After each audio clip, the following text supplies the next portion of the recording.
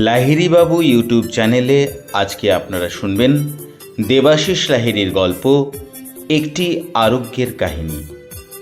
আজকের গল্পকথনে অমিতাভ চট্টোপাধ্যায়, গল্পের সূত্রধার আমি সোমনাথ মজুমদার। ইতিমধ্যেই আমাদের চ্যানেলে আপনারা বেশ কয়েকটি গল্প শুনলেন। তার সামগ্রিক মতামত আমাদের ইমেলে জানালে এবং আর কি ধরনের গল্প আপনারা শুনতে চান তা জানালে আমরা সেই অনুযায়ী আমাদের পরিবেশনাগুলি সাজাব। এখনো পর্যন্ত আমাদের সাবস্ক্রাইবার 150 ছাড়িয়েছে। আপনাদের সহযোগিতার হাত পেলে এটা আরেকটু বাড়বে বলেই আমরা আশা করি। সেই জন্য আমাদের গল্পগুলো শেয়ার করার জন্য আপনাদের আন্তরিক অনুরোধ জানাই। শুরু হচ্ছে আজকের গল্প একটি আরোগ্যের কাহিনী।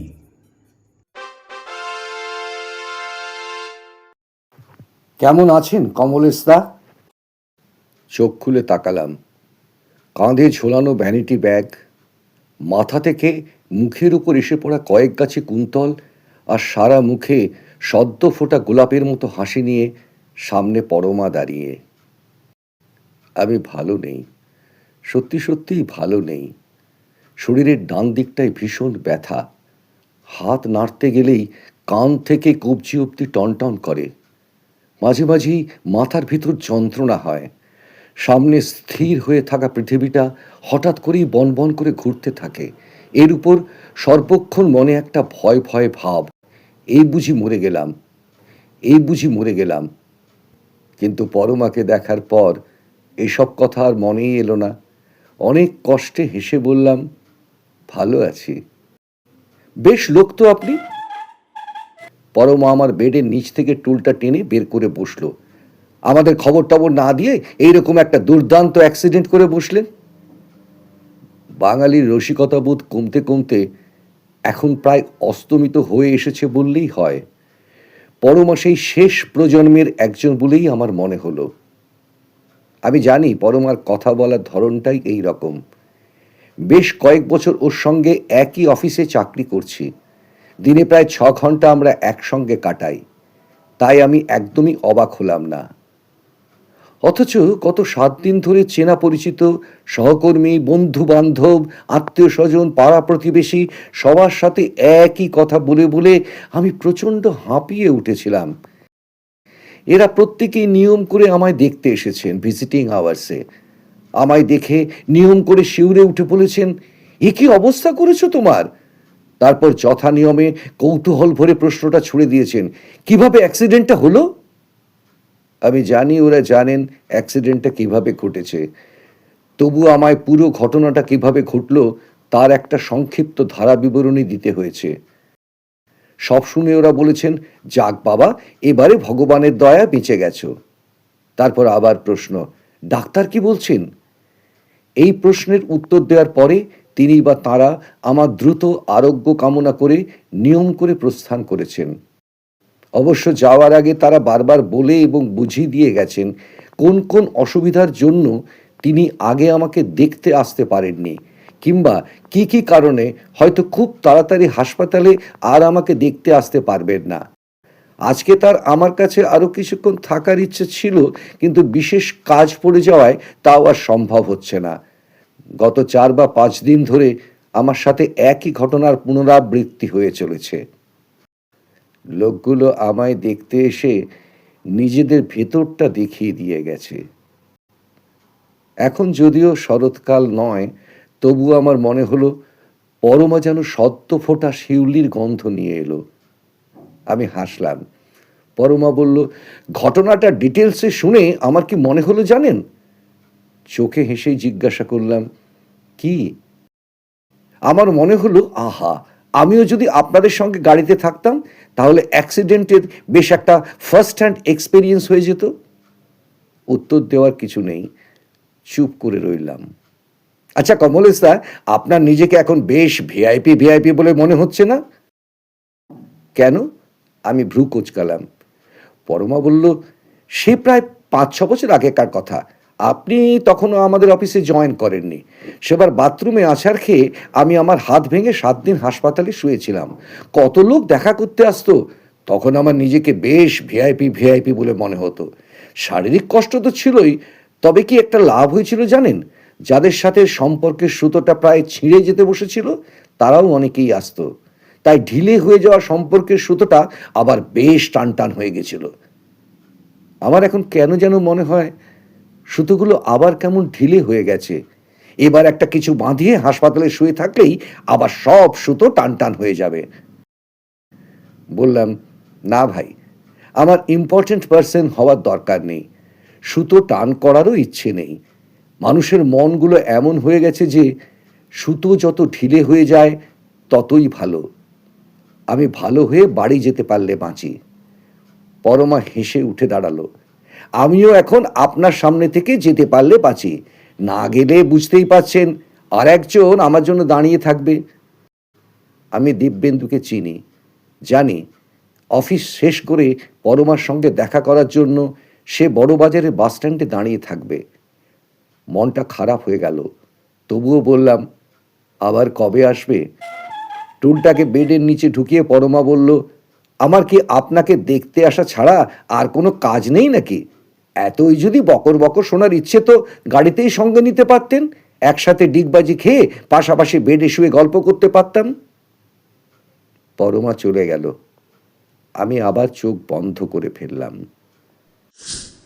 একটু পরেই কানে এলো এক সহকর্মীর গলা। আমার পাশের বেডের পেশেন্টকে তিনি প্রশ্ন করছেন, ঘুমোচ্ছে নাকি? পাশের বেডের পেশেন্ট বেশ ভারী গলায় উত্তর দিলেন, তাই তো মনে হয়। এখন ওনাকে জাগাবেন না, ডাক্তার বেশি কথা বলতে বারণ করেছেন। যত রেস্ট নেবেন তত তাড়াতাড়ি ভালো হয়ে যাবেন। আসলে বুঝতেই পারছেন, মাথায় চোট তো। সহকর্মী একটু অপ্রস্তুত হয়ে বললেন, সে তো নিশ্চয়ই। তাহলে আমি এখন চলি। উনি জাগলে বলে দেবেন যে HR-এর অভিক দত্ত দেখা করতে এসেছিল। বুঝলাম। আমার সহকর্মী অ্যাটেন্ডেন্স দিয়ে গেলেন। পরমার কথাগুলো মাথায় ঘুরপাক খাচ্ছিল। সত্যিই তো, এত বড় অ্যাক্সিডেন্ট হয়েছে ঠিকই, তবু এটা একটা বিরাট অভিজ্ঞতা, সেটা তো বলাই যায়। চিরকাল অ্যাক্সিডেন্টের নানা ছবি দেখে এসেছি সিনেমায়, কিন্তু আমার যা হলো সেটা তো একদম বাস্তব, ঘোর বাস্তব। এটার দামই বা কম কি? অফিসের কাজে গাড়ি করে বোকারো যাচ্ছিলাম। সামনে ড্রাইভারের পাশে আমি, আর পেছনে আমার 3 জন সহকর্মী কাম বন্ধু। ফাইলপত্র গুছিয়ে অফিস থেকে বেরোতে একটু দেরি হয়ে গেছিল, তাই 2 ঘন্টা যেতে না যেতেই বিকেল নামলো। সূর্যের তেজ এলো কমে, দুপাশে পাকা ধানের ক্ষেত, তাতে লাগলো লালচে আভা। সেডান গাড়ি ততক্ষণে বেশ স্পিড নিয়েছে। হাতে সিগারেট জ্বলছে, পুড়ছে, নিভছে। যদিও অফিসের কাজেই যাচ্ছি, তা বলে গোমড়া মুখে যেতে হবে তার তো কোনো মানে নেই। গাড়িতে তাই গান বাজছে, মাঝে মাঝে আমরাও তাতে গুনগুন করে গলা মেলাচ্ছি। দেখতে দেখতে সন্ধে নামলো আর আমরা পৌঁছে গেলাম ধানবাদ। গলা ভেজাতে মানে চা খেতে আমরা সবাই নেমে পড়লাম রাস্তার পাশে একটা ধাবায়। PNPCর সঙ্গে গরম চা শেষ করে আবার পথ চলা শুরু। এবারের রাস্তাটা অতটা মসৃণ নয়, তবুও জাপানি গন্ধওয়ালা গাড়ি বেশ জোরেই যাচ্ছে। হঠাৎ সামনে দেখতে পেলাম একটা বেশ বড় গর্ত। গর্ত না বলে রাস্তা জুড়ে একটা ট্রেঞ্চ কাটা বলেই মনে হলো। চোখের পলক ফেলতে না ফেলতেই গাড়িটা সে গর্তে পড়ে লাফিয়ে উঠলো। তারপর রাস্তা ছেড়ে পাশের মাঠে ডিগবাজি খেতে শুরু করলো। সব মিলিয়ে 2 থেকে 5 সেকেন্ড সময় লেগেছিল মনে হয়, কিন্তু তখন যেন মনে হচ্ছিল 2 যুগ। বুঝলাম গাড়ি উল্টেছে, আমি হয়তো মরে যাব। আরো কত কি! মানুষের মন কত দ্রুত চিন্তা করতে পারে।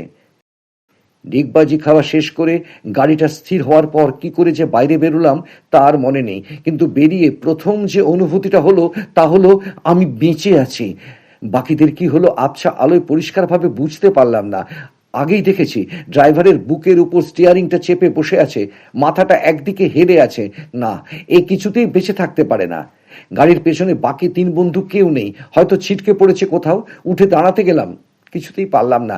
শরীরের ডান দিকটায় প্রচন্ড যন্ত্রণা, জিভে নোনতা স্বাদ। বুঝতে পারলাম মাথা ফেটে রক্ত গড়িয়ে এসেছে। বুক ঘষে ঘষে দেহটাকে রাস্তার কাছে নিয়ে গেলাম। একটা গাড়ি দাঁড় করাতেই হবে, খুব তাড়াতাড়ি হসপিটাল না গেলে আমি মরে যেতে পারি। দুটো ট্রাক পরপর বেরিয়ে গেল, আমার চিৎকার শুনতে পেল না। আরো একটা আলো এগিয়ে আসছে, কনুয়ে ভর দিয়ে শরীরটাকে যতটা পারা যায় উঠিয়ে গাড়িটা কাছে আসতেই হাত মেরে চিৎকার করে বললাম, হেল্প হেল্প। গাড়িটা আমাকে পেরিয়ে গিয়ে জোরে ব্রেক কষে থেমে গেল। তারপর খানিকটা ব্যাক করে এলো। একজন মানুষ মুখ বের করে জিজ্ঞেস করলেন, ক্যা হুয়া? অনেক কষ্টে বললাম, অ্যাক্সিডেন্ট। ভদ্রলোক কাউকে বললেন, আরে জলদি উতরো ইয়ার, অ্যাক্সিডেন্ট হুয়া হ্যায়। গাড়ি দূরে দাঁড় করিয়ে কয়েকজন লোক নেমে এলো। তারপর আমার আর কিচ্ছু মনে নেই। একটু টেম্পারেচারটা নেব। চোখ খুলে দেখি সামনে একজন সিস্টার দাঁড়িয়ে। হাঁ করতেই তিনি মুখের মধ্যে থার্মোমিটারটা ঢুকিয়ে দিলেন। ওষুধটা দিয়ে গেছে তো? কথা বলার উপায় নেই, তাই মাথা নাড়লাম। খাওয়ার পর খেয়ে শুয়ে পড়বেন।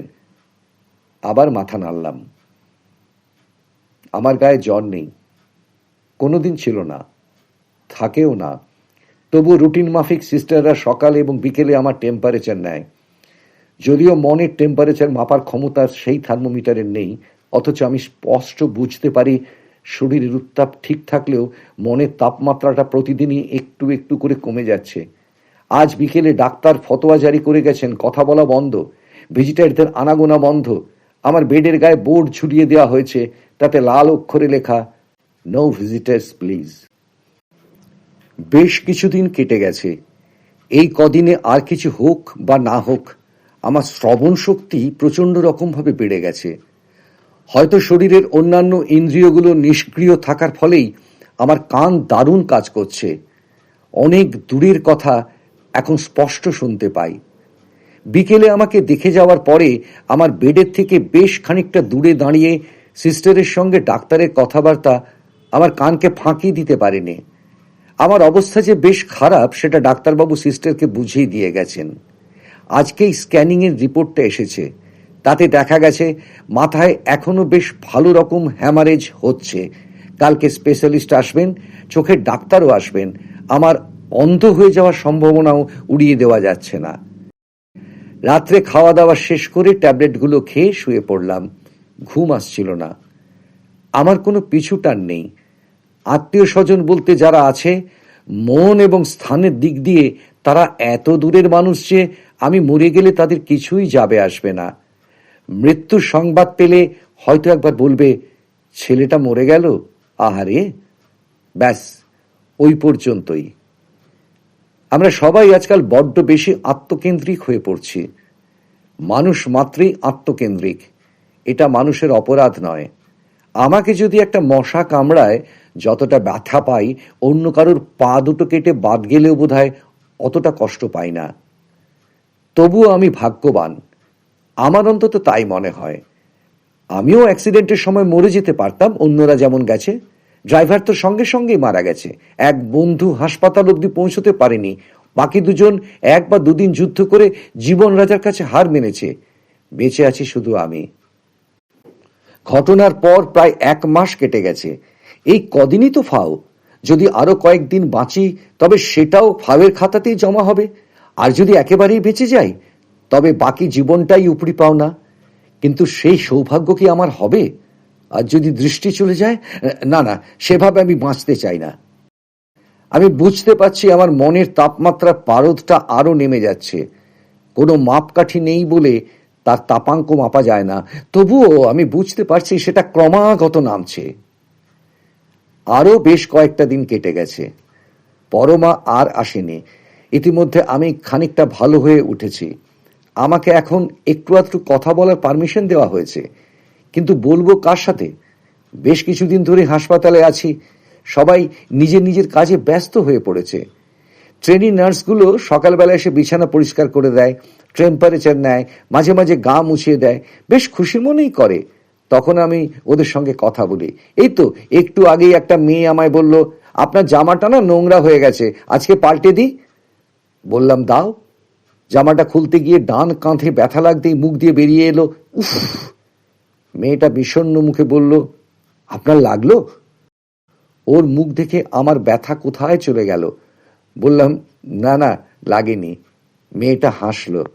আমার পরমার মুখটা মনে পড়ে গেল। মেয়েটা চলে যেতে চোখ বন্ধ করে আকাশ পাতাল কি ভাবছিলাম কে জানে। হঠাৎ গায়ে কারু স্পর্শ পেয়ে চমকে উঠলাম। কি হলো, চমকে উঠলেন যে? দেখলাম সামনে স্পেশালিস্ট ডাক্তার হাসি মুখে দাঁড়িয়ে। তিনি বললেন, অ্যাক্সিডেন্টের ব্যাপারটা চিন্তা করছিলেন তো? আরে মশাই, ওসব চিন্তা ছাড়ুন, কবে থেকে অফিস জয়েন করবেন বলুন। বললাম, যবে সেরে উঠবো। দূর মশাই, সেরে উঠবো কি? আপনি তো সেরে গেছেন। 2-4 দিন শুধু রেস্ট নিয়ে নিন, তারপর আপনি পুরোপুরি ফিট। এরপর ডাক্তারবাবুর চোখ গেল বেডে লাগানো বোর্ডের দিকে। তিনি সিস্টারকে বললেন, এখনো এ বোর্ড এখানে লাগানো কেন? এক্ষুনি এটা খুলে দিন। ডাক্তারবাবু আমার দিকে ফিরলেন। আপনার এক বান্ধবী আজ সকালে ফোন করেছিলেন। আমি উৎসাহে উঠে বসলাম। কে, পরমা? ডাক্তার হাসলেন। তা তো বলতে পারবো না। তিনি বললেন ফাইন্যান্স থেকে বলছেন। নাম তো বলেননি। জিজ্ঞাসা করছিলেন আপনি কেমন আছেন এবং আপনার সাথে দেখা করা যাবে কিনা। আমি কিন্তু হ্যাঁ বলে দিয়েছি। আমি এখন চলি, কিন্তু আপনি আমাকে একটা কথা দিন। অ্যাক্সিডেন্টের কথাটা আপনি আর চিন্তা করবেন না। বললাম, চিন্তা কি কেউ ইচ্ছে করে করে ডাক্তারবাবু? সেটা নিজে থেকে মাথায় এসে ঘুরপাক খায়। যেই দেখবেন সে আসছে অমনি একটা কাজ করবেন। আচ্ছা বলুন তো, 5টা 1 পরপর বসালে কত হয়? আবার আপনি আমায় ধারাপাত শেখাবেন নাকি? ঠিক বলেছেন। তবে এই ধারাপাত শিখলে আপনি বাজে চিন্তাগুলো ঝেড়ে ফেলতে পারবেন। অ্যাক্সিডেন্টের কথা মাথায় এলেই 11,111 থেকে উল্টো দিকে গুনতে শুরু করবেন। এই ফাঁকি মারবেন না কিন্তু। তবে আপনি এখন ইচ্ছে হলে একটু একটু গল্পের বইও পড়তে পারেন। ডাক্তার চলে গেলেন। 2-4 দিন আরো কেটে গেছে। এখন শরীরটা বেশ ভালো লাগছে। আগে খেতে ইচ্ছে করতো না। আজ দুপুরে খেতে বেশ ভালো লাগলো। খেয়ে দিয়ে একটু হাঁটলাম, বাথরুমে গেলাম, এলাম। অনেক দিন পরে বিছানা থেকে নামলাম। প্রথমে একটু টলমল করলাম, তারপর আস্তে আস্তে স্বাভাবিক হলাম। বেশ লাগছিল। তবে এইটুকু হেঁটেই খুব ক্লান্ত লাগছে। বেডে এসে শুয়ে পড়লাম। ঘুমে 2 চোখ জড়িয়ে এলো। ঘুম থেকে উঠে দেখি পরমা বেডের পাশে টুলে বসে চুপ করে আমার দিকে তাকিয়ে। বললাম, কখন এলে? পরমা ঝকঝকে একটা হাসি আসলো। তারপর বলল, বেশ কিছুক্ষণ। আপনি অঘরে ঘুমোচ্ছিলেন। 1 গোছা রজনীগন্ধা এনেছিলাম, সেগুলো প্যাকেট থেকে বের করতে খসখস করে আওয়াজ হলো। আপনি উঠলেন না। বুঝলাম আপনার ক্লান্তি এখনো কাটেনি, তাই আর জাগালাম না। একটা জলের বোতল জোগাড় করে তাতে জল দিয়ে ফুলগুলো আপনার মাথার কাছে রেখেছি। গন্ধ পাচ্ছেন? মাথা ঘুরিয়ে দেখলাম মাথার পাশে রাখা পরমার মতোই সুন্দর 1 গোছা রজনীগন্ধা স্টিক। বললাম, এতক্ষণ দেখিনি তো, এবার গন্ধ পাবো। যা বলেছেন, ফুলকে না দেখলে তার গন্ধটা ঠিকমতো পাওয়া যায় না। আসলে ফুলের সৌন্দর্য চোখে যে ছবি ফেলে, তার গন্ধটাও আমাদের মনকে বেশ খানিকটা প্রভাবিত করে, তাই না? জানেন তো, আজকে সকালে ডাক্তারবাবুকে ফোন করেছিলাম। তিনি বললেন যে আপনি ভালো আছেন এবং আরো ভালো হচ্ছেন। শুনে খুব ভালো লাগলো। তাই ভাবলাম যাবার সময় একটু ফুল নিয়েই যাই। এগুলো যতদিন সজীব থাকবে ততদিন আপনি হাসপাতালের এই ওষুধ গন্ধ থেকে রেহাই পাবেন। তুমি তো আবার আসবে 15 দিন পরে। ততদিন ফুলগুলো সজীব থাকবে তো? পরমার মুখের দিকে তাকিয়ে প্রশ্ন করলাম। 15 দিন পরে আমি যে আসবো তা আপনাকে কে বলল? দেখবেন এই ফুলগুলো শুকিয়ে যাওয়ার আগেই আপনি ঠিক হয়ে যাবেন। পরমা থাকলে ঘড়ি খুব তাড়াতাড়ি ছোটে। আরো কিছুক্ষণ গল্প করে পরমা চলে গেল। মনের তাপমাত্রাটা আস্তে আস্তে বাড়ছে, সেটা আমি বুঝতে পারছি। পরমা আসার পর থেকেই ক্রমাগত সেই উত্তাপ বেড়েই চলেছে। আমি রজনীগন্ধা স্টিকগুলোর দিকে তাকালাম। সাদা 1 গোছা ফুল থেকে মিষ্টি গন্ধটা এসে আমার মন ভরিয়ে দিচ্ছে। মনে হচ্ছে ওই ফুলের নির্যাস, ওই ফুলের মিষ্টতা ও শ্বেত শুভ্রতা আমি একটু একটু করে চুষে নিতে পারবো। তারপর আমার পা দুটোতে আস্তে আস্তে সবুজ রং ধরবে। আমি হব এক পল্লবিত ফুল। আমার পা থেকে, আমার গা থেকে রজনীগন্ধার গন্ধ বেরোতে শুরু করবে। শুধু পরমাই নয়, যার ইচ্ছে হবে সেই আমার দেহ থেকে সেই ঘ্রাণ নিতে পারবে। আমি নিশ্চিত হলাম ফুলগুলো শুকিয়ে যাওয়ার আগেই আমি ঠিক হয়ে যাবই।